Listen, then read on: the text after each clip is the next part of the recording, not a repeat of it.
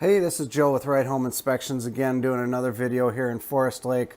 Just want to point out some very curious and concerning structural issue here. We have a concrete wall that on the outside of the home that is suspect. What it looks like they've done here is they've built a new wall 2 feet inside of the old wall. This new wall, of course, is made out of wood, made out of timber, and this appears to be holding up the outside of the house.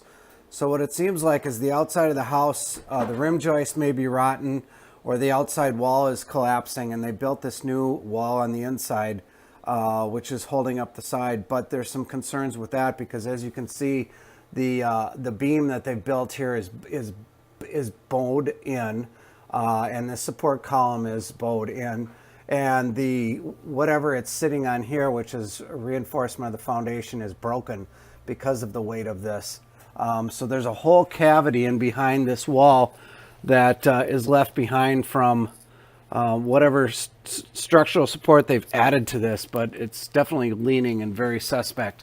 That's one outside wall. The back wall of the house has been reinforced significantly with almost 24 inches of concrete, but it also is cracked and broken. There's a pier there that's built out of concrete that might have been the first attempt at repair, and maybe this wall here is the second attempt, but this wall has got a significant bow to it.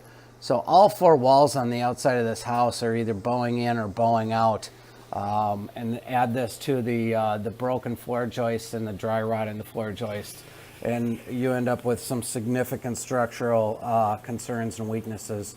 So definitely a job for an engineer to come in if the buyer were to choose to proceed. But a great reason for a home inspection and a thorough home inspection with Right Home Inspections. That's all for now.